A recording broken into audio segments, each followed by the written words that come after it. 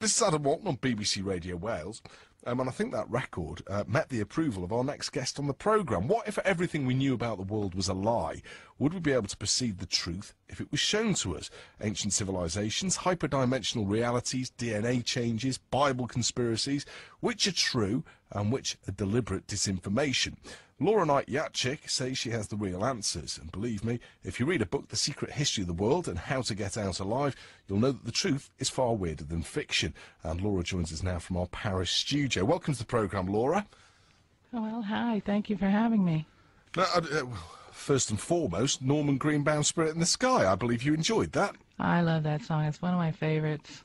Excellent. Well, I think we chose it especially for you, Laura. It's about as creative as we get on this programme sometimes. Now, I felt very, guarded really about using the term conspiracy theories. I wasn't really sure how to bracket your book, as it were. Do we need to be able to bracket your book, bracket your writings, be able to fit it into a genre or a pigeonhole? Well, it's really very difficult. It's difficult for me because, for example, you refer to, say, conspiracy theories, and a theory is something that's based on a certain number of concrete observations or facts. You don't form a theory until you have collected facts and data.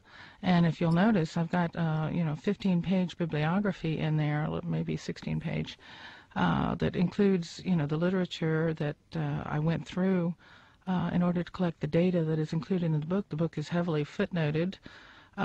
It does not get into any kind of material that is not fact-based, and it's just the interpretation of those facts that is somewhat different, because you can take the same facts and interpret them any numbers of ways, but generally what happens is people interpret facts and exclude some in favor of others because there are those inconvenient facts, what Charles Fort called the damned data. And the only kind of explanation you can come up with for this world that will make any sense is one that includes all of the damned data. It's interesting that you should mention Charles Fort. We interviewed someone about him not so long ago on the programme, and of course he was another maverick. I mean, do you if I call you a maverick, is that a difficult or a title that you don't feel fits you particularly well? Well, maverick is probably pretty good, because I definitely do not go along with the herd, and I don't even go along with the herd of the so-called alternative theorists. Well, indeed, I've not had an opportunity to read the book myself, and I feel as though, I like to be able to do that, especially in these situations, because I feel as though the easiest thing to do whenever anyone propounds or expounds, theories that go against the grain and go against the norm is almost to pour scorn on them. In a situation like this, Laura, do you feel defensive? Have you gone through a lot of experiences where people aren't actually prepared to listen to what you've got to say and would more rather kind of pour scorn on you before they give you a chance to explain yourself? Well, as I mentioned, I write some things that are counter to even the alternative theorists of today, so I get scorned by the scientific community to some extent. They have a little more difficulty actually scorning me than the alternative community, because I support what I say with so much data.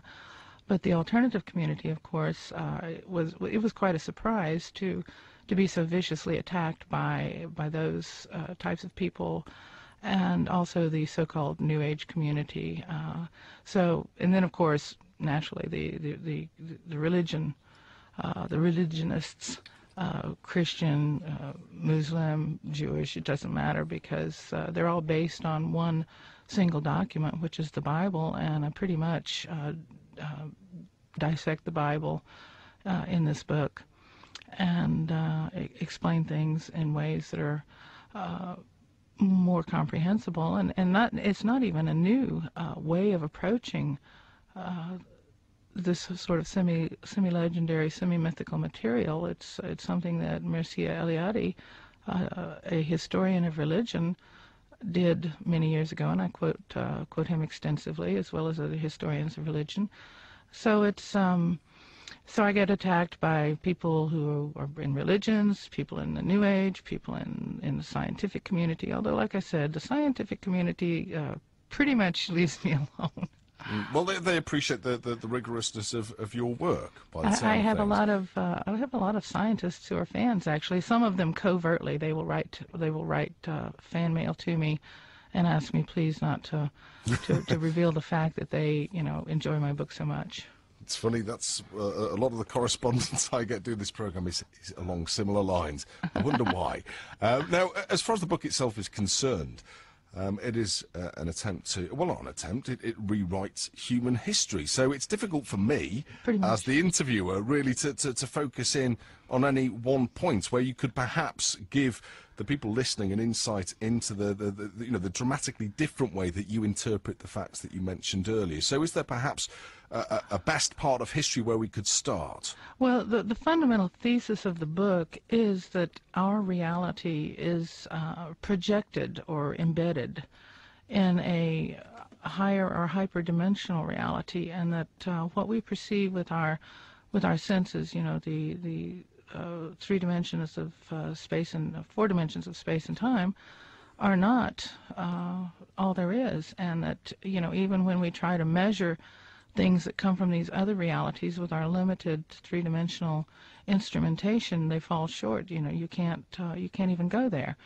So that's the fundamental thesis. So taking history, taking the data that we have about human history, some of which is extremely mysterious, and some of which it's baffling. Some of it's very shocking.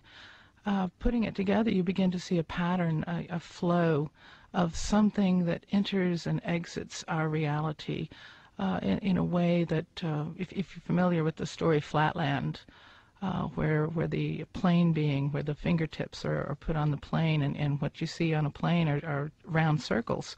And if the hand were to be put through a membrane, you would just see, circles going through until the hand actually coalesced into a larger object.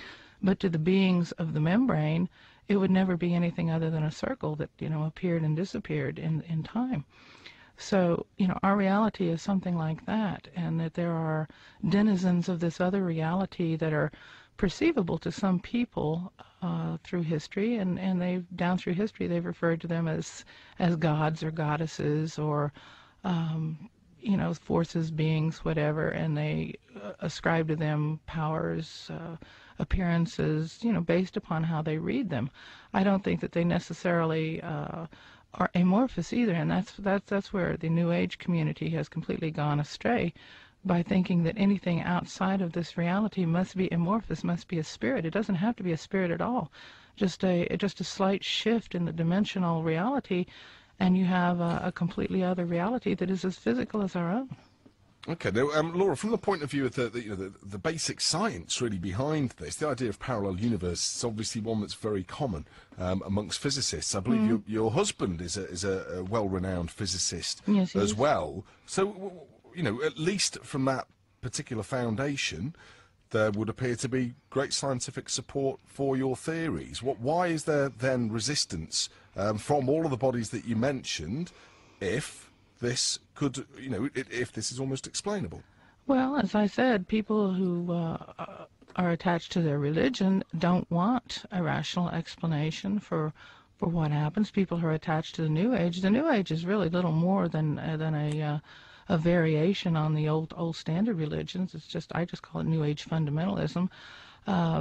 The scientific support that I get is really kind of unique, because it comes from odd and unusual places. And then there are of course many people in the scientific community who just reject it out of hand. I mean, there's one of my husband's colleagues who jokes that he does world-class mathematics on odd days and channels on even days. So we have an interesting life in that respect. So I think some of the rejection comes from some of the inspiration that I have used to follow these clues. Okay, well, and obviously people have vested interests, don't they, in preserving their own version of the status quo. Now, you mentioned multiple realities. Why is it important for us as humans to try and question or determine a reality that's beyond our own? In other words, if we can't actually change other realities or change our own reality, is there any point in making the voyage that you have, as it were? Well, there's nothing that says that we can't change it if we know about it and understand it. You know, what you don't know can definitely hurt you, especially in this respect.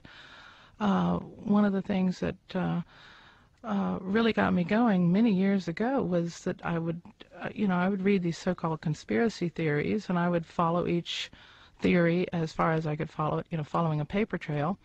And I always came up against a dead end. I mean, it was like you would take it as far as you could go, and then it was a dead end. It was like, okay, beyond this, there is a mystery.